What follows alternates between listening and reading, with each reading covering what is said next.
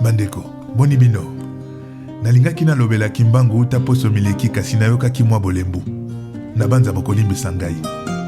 Lolenge moko na Yesu atako amipesa bomoi mpe nzoto atekamaki na Yudasi epa bakonzi.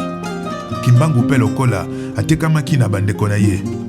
Pamba te tango batuni ye mpo na nini akangamaki na boloko. Alobaki boye. Dans ma société secrète et dans mon cercle restreint qu'on appelle Kintwadi, il y a eu des infiltrés, des taupes, des traîtres. Je n'ai pas été arrêté par l'homme blanc. Je m'étais rendu moi-même car j'avais été trahi par mes frères Makutu, Mpiodi, Mukendi et les autres. On lui a donc demandé, par ceux qui étaient autorisés à le voir en prison, mais comment as-tu su que tu avais été trahi par tes frères? Il dit que la veille du jour de son arrestation, il avait vu dans une sorte de vision nocturne des esprits malfaiteurs venir l'attaquer. Ces fantômes aux apparences du colon lui disaient clairement s'opposer à l'essor et au développement du Congo. Et parmi ces esprits malveillants, il y avait même quelques-uns d'entre ses frères. Boyebi eloko polisakalide sou eza nyama oyo abatamaka na kati na ye. Ce qui nous rend impurs, c'est ce qui ressort de nous. Celui qui nous a trahis, c'est celui qui a autrefois mangé dans notre village. Yamboto lukako funda peko pamela bapaya oyo bazoyi bapeko bundisa Afrika. Tolobela nanu bandeko na biso oyo bazobundisa biso. Talanda kisa. Thomas Sankara oyo tokumisaka eza mondele te moto aboma ye. Ezalaki ndeko na ye moko. Ata soki bolobi mindele nde moto batindaka ye.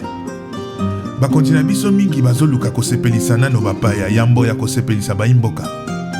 Ahmed Sékou Touré aloba, quand tu es félicité par le colon, c'est que tu es mauvais pour ton peuple. Quand ils disent que tu es mauvais, c'est que tu es devenu bon pour ton peuple.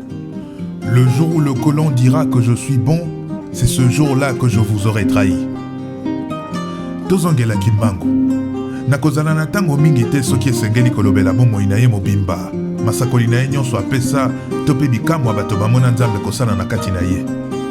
Kasi nakolobela mwa moke lisakoli apesa na mayema tali bakonzi ya mboka Congo le 17 juin 1944 à 16h exactement à la prison d'Elisabethville.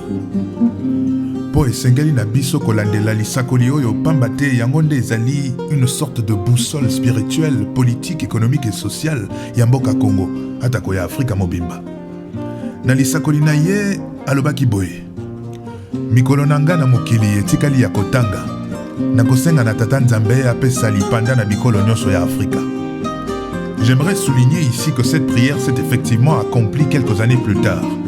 Car vous allez vous souvenir du soleil des indépendances dans les années 60, ces ailes ailées de liberté en Afrique qui se sont élevées comme des vagues déferlantes sur les terres noires. Kimbangu continua en disant Nakati na bino bokomona mokonzi ya liboso kotombwama. Yende akobimisa bino na boumbu. Bokomona mindele kozonga epa na bango pe kotikela bino bozwi pe kita na bino. Mokonzi wana akozala motema malamu mingi, kasi bokolanda ye te. Mpe bakoboma ye to pe akokufa na liwa oyo babengi na Kikongo lufu alwa nsoki, c'est-à-dire une mort orchestrée. Wana nde bokomona mokonzi ya mibale kotombwama. Ye akozala moyibi, moyimi pe mobomi. Na bokonzi na ye nde bizaleli ya bato ekobongwana ekobeba makasi. Bana bakotosa lisusu baboti te, nzala ekokoma makasi na mboka. Yango nde ekomema kozanga libateli, moyibi pe motema mabe na epimelo ya likolo koleka na kati ya mboka. Bokoyi na ye makasi, kasi bokomona pasi pona kobenga na ye. Na Kikongo balobi, silwa nkula mudilu yenku etoso ameno. Ce qui veut dire que bokobenga na ye na kolela mpe na koswa mino. Mokonzi ya misato akobima kasi akoumela te. Makila ekotanga mingi na mboka, mpe mboka ekokabwa na bitendi ebele. Na Kikongo balobi, sinsi yakabwana mubikungu. Tango akokende, bokokota na période transitoire. Ce sera un temps mort, une sorte de vide historique.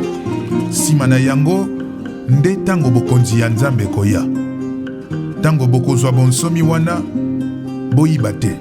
Pamba te tango Nzambe ako tambwisa Congo, mabele ekomela bomoi ebele likolo ya lokoso ya mbongo. Il existe 4 langues nationales en RDC. J'ai bien dit nationales. le Kikongo, le Lingala, le Swahili et le Chiluba. Et chaque langue a eu à ce jour un président, du moins un représentant. Chacun peut tirer sa conclusion sur base de ce que Mvulu Kimbangu a déclaré dans sa prophétie. Seulement, la prophétie ce n'est pas Dieu, mais c'est ce que l'homme perçoit de ce que Dieu lui dit dans le temps. Elle se présente parfois comme une métaphore, bien des fois par un symbole, un symbolisme, une voix, un langage ou même une allégorie que le récepteur a la lourde tâche de capter et d'interpréter, de sorte à permettre au destinataire de la contextualiser. Et si Kimbangu, par cette prophétie, ne parlait pas de président en tant qu'homme, mais de régime ou de république? Et s'il ne parlait pas de président en tant qu'homme, mais de système? Comment interprétez-vous cette prophétie? Car jusqu'à ce jour, les massacres n'ont pas cessé à l'est du Congo. Jusqu'à ce jour, le PIB congolais est si maigre qu'il ne représente que le poids zéro sur la balance des nations. Mais que représentent vraiment ces différents pouvoirs? Sommes-nous en retard ou alors tout n'était que le fruit d'une illusion des revanchards?